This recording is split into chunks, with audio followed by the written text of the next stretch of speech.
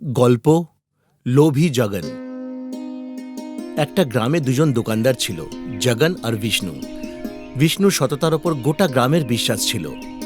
ওর দোকানে সারা দিন খরিদ্দারদের ভিড় লেগেই থাকত। অন্যদিকে জগনের দোকানে একটাও খরিদ্দার আসতো না। আরে ভাই বিষ্ণু, তাড়াতাড়ি এই জিনিসগুলো দাও দেখি, আমার দেরি হয়ে যাচ্ছে। দিচ্ছি দাদা। বিষ্ণু দাদা, এই লিস্টটা নাও, আমার জিনিসগুলো তৈরি রেখো, আমি পরে এসে নিয়ে যাব। ঠিক আছে ভাই, লিস্টটা দিয়ে যাও। মোহন বিষ্ণুকে জিনিসের লিস্ট দিয়ে ওখান থেকে বেরিয়ে যায়। পাশের দোকান থেকে জগন এসব দেখছিল, আর ও এসে মোহনকে বলে, শোনো ভাই, তুমি বিষ্ণুকে জিনিসের লিস্ট তো দিলে, কিন্তু ও কি ঠিকঠাক জিনিস দেবে? এই জগন, বিষ্ণুর সততা নিয়ে তুমি অন্তত কিছু বলো না। তুমি কেমন জিনিস দাও সেটা সবাই জানে, আর সেই জন্য তোমার দোকানে কেউ আসে না, বুঝলে? এই বলে মোহন ওখান থেকে চলে যায়। কিন্তু জগনের মাথায় শয়তানি বুদ্ধি ঘুরঘুর করতে থাকে। এই বিষ্ণুকে গ্রামের বাইরে বের করার কিছু একটা উপায় ভাবতে হবে। তখন তো জিনিস নিতে গ্রামবাসীদের আমার কাছেই আসতে হবে। এই লোকটাকে এখান থেকে তাড়াতেই হবে।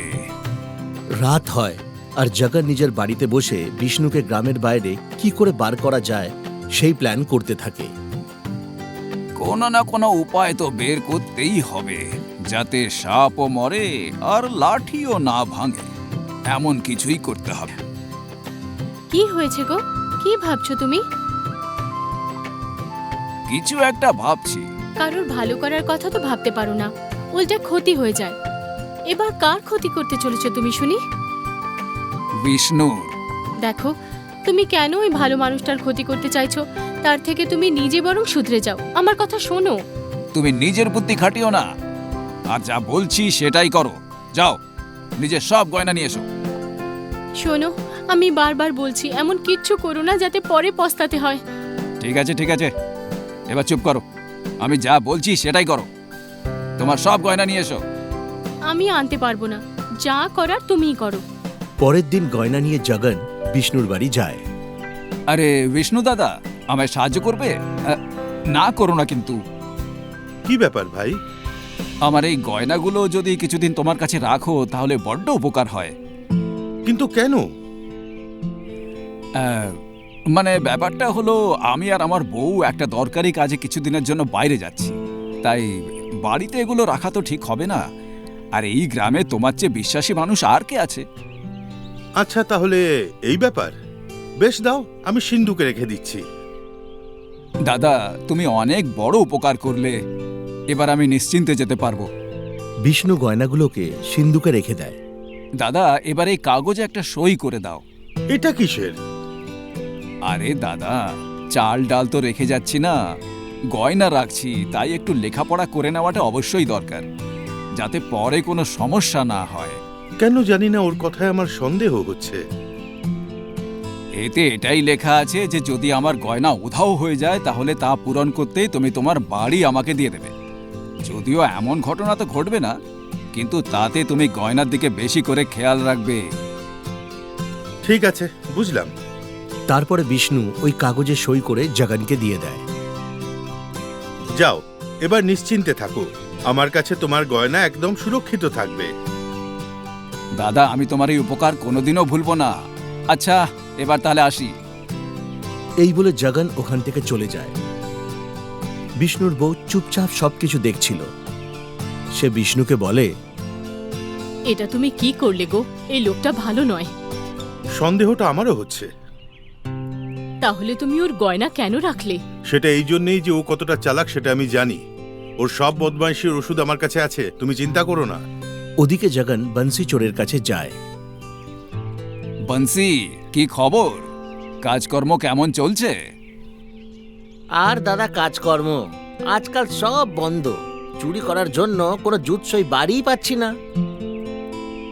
আমি তোমায় একটা বাড়ির হদিশ দিচ্ছি যেখানে তুমি অনেক মালপত্র পাবে, আর আমি আমার তরফ থেকে 5,000 টাকাও দেব তোমায়। কিন্তু চুরি কার বাড়িতে করতে হবে?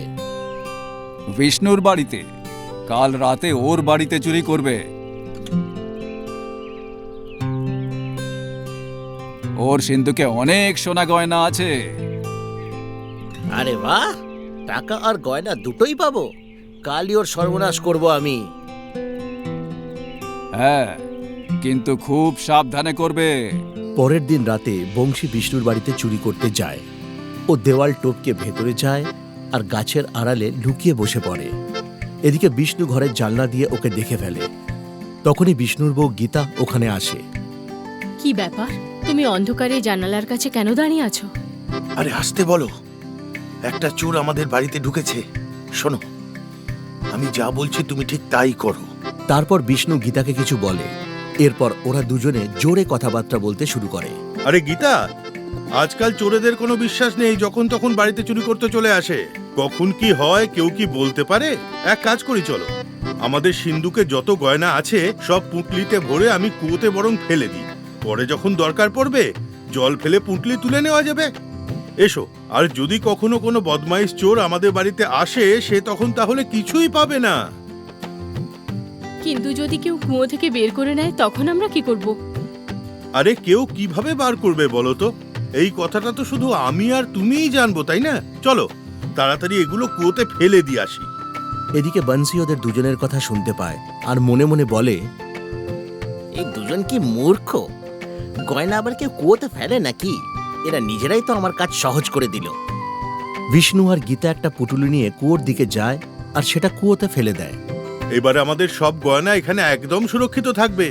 আমার সব চিন্তা এবার দূর হলো। চলো এবার শান্তিতে ঘুমোনো যাক। একথা বলে ওরা দুজনে ঘরে ঢুকে যায়। বংশী সবকিছু শুনতে পায়। বাহ, আজ তো আমার ভাগ্য খুবই প্রসন্ন। আজ ভগবান আমার উপর একটু বেশি সদয় হয়েছেন। যাই, এবার তাড়াতাড়ি কুয়ো থেকে গয়নাগুলো বের করি। ও কুয়োর কাছে যায়। কি মূর্খ এরা! বালতি আর দড়িও কুয়োর কাছে রেখে গেছে। এ ভগবান, এমন লোককে টাকা পয়সার সঙ্গে একটু বুদ্ধিও তো দিতে পারো। বংশী কাজে লেগে পড়ে। ও বালতি দিয়ে জল তুলে বাইরে ফেলা শুরু করে দেয়। আজও সারা রাত জল দিয়ে আমাদের বাগানকে সবুজে সবুজ করে দেবে। তারপর কালকে আমি ওখানে ভালো গাছ এনে লাগিয়ে দেবো। আমরা তো বিনা পয়সায় মজুর পেয়ে গেছি। যখন আমাদের বাগান ফুলে ফলে ভরে উঠবে তখন বংশীর কথা খুব মনে পড়বে। আচ্ছা শোনো, তুমি ভেতর থেকে দরজা বন্ধ করে দাও। আমি পেছনের দরজা দিয়ে বাইরে বেরিয়ে গ্রামবাসীদের ডেকে আনছি। বিষ্ণু গ্রামবাসীদের ডাকতে চলে যায়। এদিকে বংশী কুয়ো থেকে জল তুলতে তুলতে হাঁপিয়ে ওঠে। আরে বাপরে, এখনো আরো কত জল তুলতে হবে? জল তুলতে তুলতে তো আমার অবস্থা খুবই খারাপ হয়ে গেল। তখনই বিষ্ণু প্রধান আর গ্রামবাসীদের নিয়ে ওখানে আসে। কিরে বংশী, গয়না পেলি? কি কি কি কি? তুই কি সত্যিই ভেবেছিলি আমি কুয়োতে গয়নাগুলো ফেলে দিয়েছি? কি বোকা রে তুই! শোন, আমার বাড়িতে চুরি করা এত সহজ নয়। বংশী বলে দেয় জগন তাকে এই কাজ করতে বলেছিল। কিরে জগন, এই কাজ কেন করেছিস?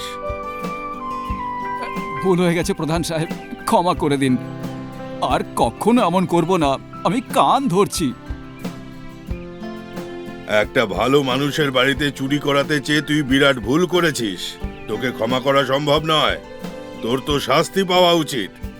আর তোর শাস্তি এটাই যে তোকে চিরকালের মতো এই গ্রাম ছাড়তে হবে। না প্রধান সাহেব, এমনটা করবেন না। ব্যাস, অনেক হয়েছে, এবার বেরো গ্রাম থেকে। জগন আর তার বউকে গ্রাম ছেড়ে চলে যেতে হয়।